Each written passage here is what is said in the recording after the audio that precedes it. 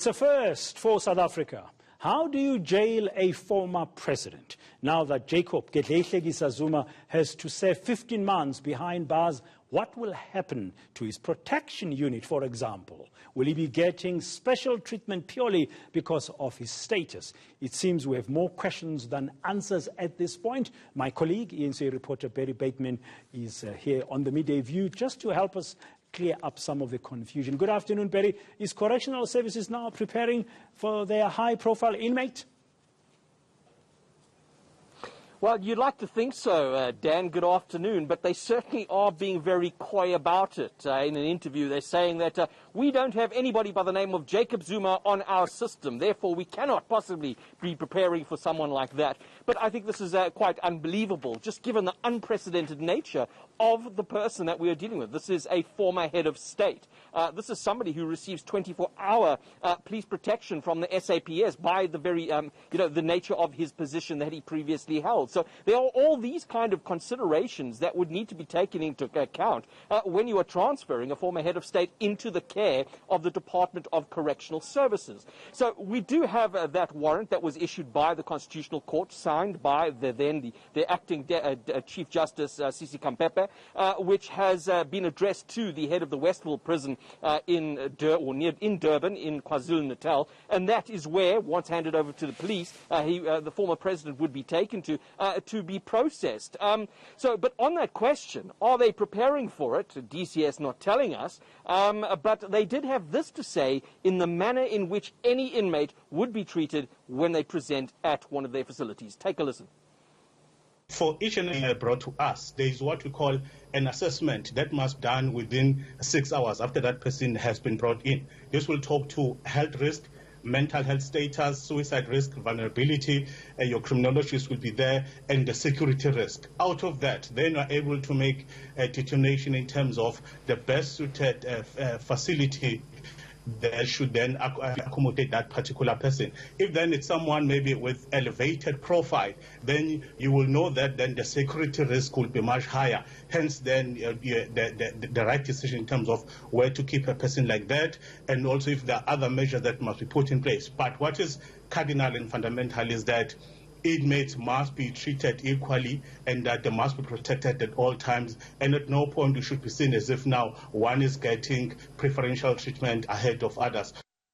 Yeah, one can appreciate that situation they find themselves in, because legally, technically, the process can only kick in when the prisoner has handed himself or herself over. But you're right, Barry, being such a high-profile person, former head of state, a first for South Africa, I'm sure they've been busy preparing, but they won't tell us yet, because we don't know what's going to happen on Sunday, because if he fails to present himself on Sunday and the police have to secure his arrest, I think the court said they have 3 days to do so, but there might be a further delay. I mean, we don't know how and what. What kind of a further delay could we expect here?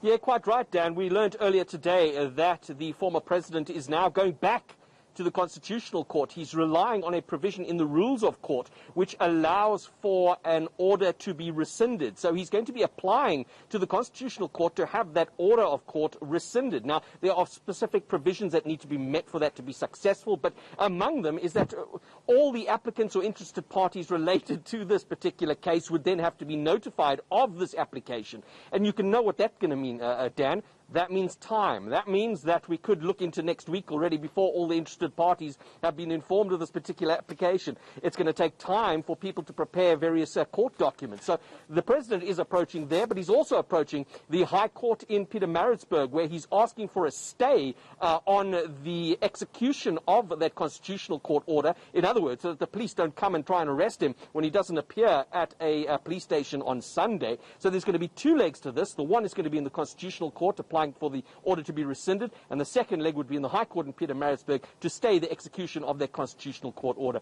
Now, whether all of this is going to be successful is, I'll leave that to the legal experts, but it does appear another step in this long, winding road of Jacob Zuma's legal travails. I was just thinking we need to speak to a legal expert, because these are two issues.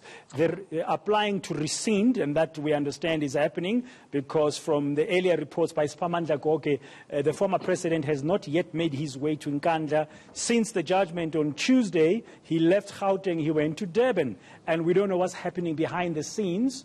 And then you've got this other one to say, if I don't hand myself over on Sunday, I want to stop and through a court interdict the police from executing this sentence. So using all kinds of possible avenues not to go to prison, and the supporters are saying he's not going to go anywhere, and that's the sentiment that what we have. But Barry, some people might say we must not be surprised, because for as long as the former president has faced his legal challenges for years now, he's somehow found ways using the so-called Stalingrad strategy to delay processes and find loopholes.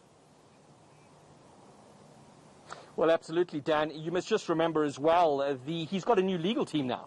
The team that was advising him through this constitutional court, can we call it a debacle, that he not present himself, that he not make submissions, they are no longer representing him. Now we have a new legal team. Perhaps they've got a different tack, but speaking to my colleague Tula Sisu earlier today, he used that old refrain, the horse has bolted. I think it might be a little bit too late, but there does appear there's another attempt to go back to the Constitutional Court. It's a question, will the court want to entertain him now, given what has happened in the last couple of months? Yeah, and we're going to hear from the man himself. According to reports I've seen, this weekend he's going to be making a statement of sorts to South Africa. Thank you very much, Barry Bateman there. Just as we try to make sense of the next 48 hours to Sunday, what's likely to happen, and we are anticipating, of course, an address or a statement of sorts by the former president, Jacob Zuma. And apparently there's also an attempt that if he doesn't hand himself over on Sunday, he does not want the police to execute that order that has been given by the court to make sure that he's arrested and he goes to jail.